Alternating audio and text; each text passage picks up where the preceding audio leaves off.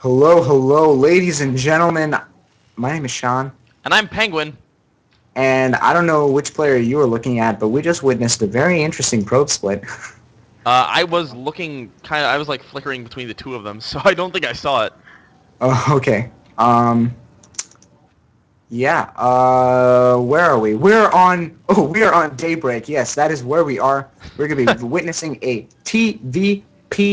In the top right corner in the orange trunks, we do have Infinity's TTF or Infinity TTF. I don't know if he's on a team. But he is our Master League Protoss in the top right corner. TTF is the long-lost brother of TT1. And, Huh. And in the bottom right corner, Penguin? bottom left. In the bottom left Sean. corner, We have Xenocider, the Grandmaster representative. Once again, it is going to be a Master League versus Grandmaster. Xenocider is, well, he's signed up for this tournament as one of the Grandmasters, and he is, well, I assume he's probably hoping that he'll be able to take some of the prize money. yeah. Hopefully we'll get a good game. I don't know. I'm kind of rooting for the underdog. Oh yeah, that's standard. I'm always rooting for the underdog. Actually, that's totally not true. It's totally not true. But Go alive! You beat those Bronze League words I won't say while I'm casting. Yeah. Noob is not a nice word.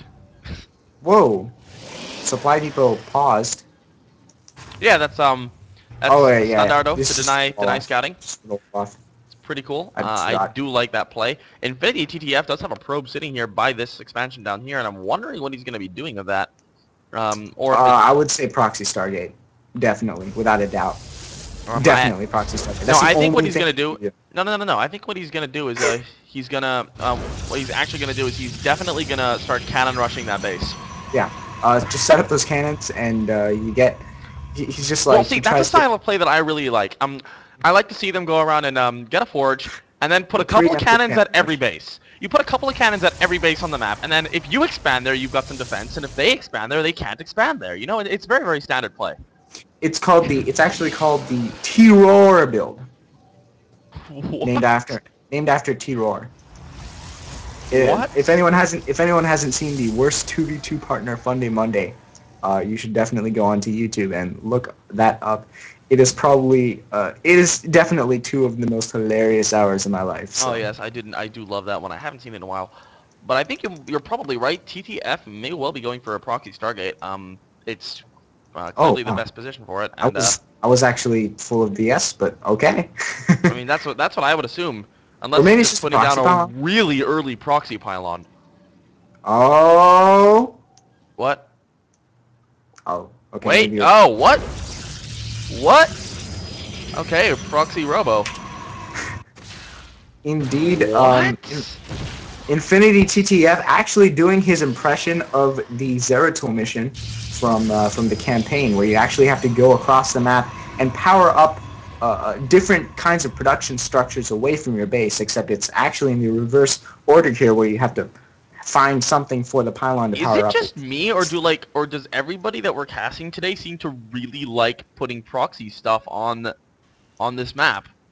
Remember, when you're playing against it, it may be cheese, but if you're casting it or if you're doing the strat, it is very aggressive builds. That's what the name is. Okay? No, I It's not really cheese, like it's this, very but once aggressive. again, this is the second thing that we're seeing today that I've never seen. I don't understand. I still don't understand what Prism. Proxy Warp Prism does.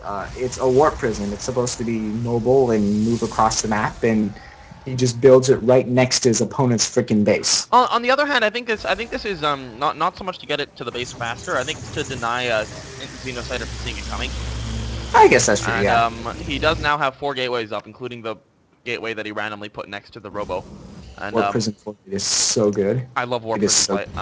We are going to be seeing one sentry and 3 zealots. The sentry will most probably go towards that ramp and just force field that, and we could be seeing a very, very successful little drop here. There are several blind spots in Xenocider's base, and TTF is looking to exploit one of those. He is going to be laying in that little corner there, and that is not seen by Xenocider.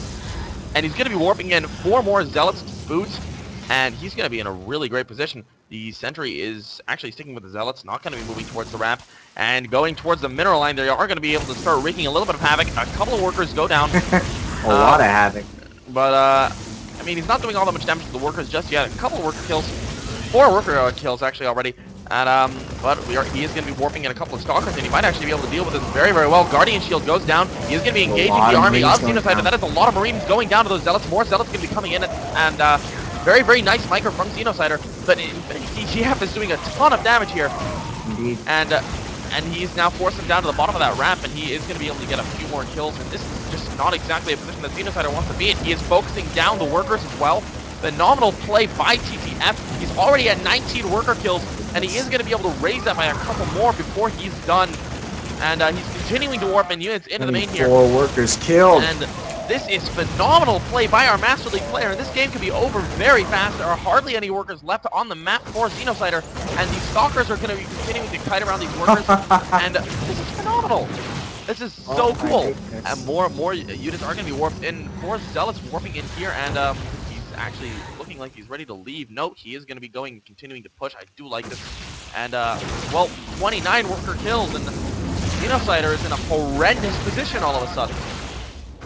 And I just love this because these are 2 players who are actually at that high level of play. Xenocider slightly, higher tier than his opponent, but it's just like there was a point in the metagame that Terrans early on Terrans were just like, oh my god, Protoss had this 4 warp gate rush that is so hard for me to deal with. Xenocider is going to be moving his orbital, and I really want him to see these proxy buildings, just so that he has a moment where he goes, wait, what?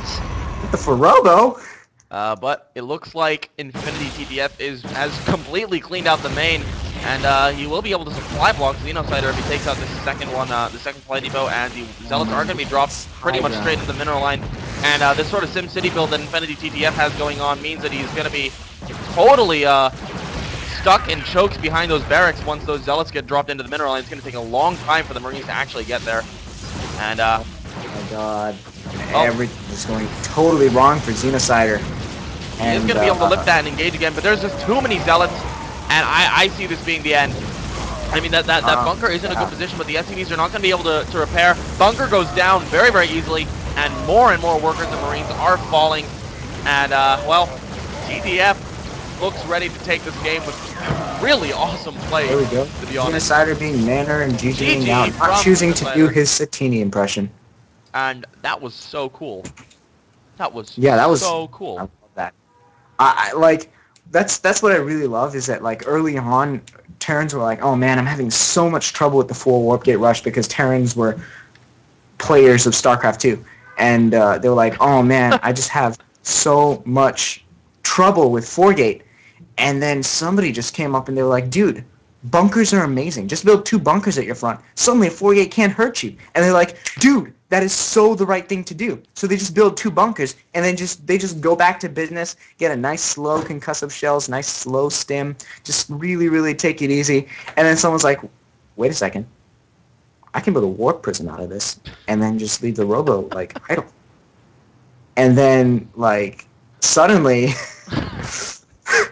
what the zealots in my main? I mean, that's just beautiful. I just love it. Great. I don't think he's watching, but Wumble would have really approved of that play. Wumble loves his warp prison play, and that was pretty freaking cool.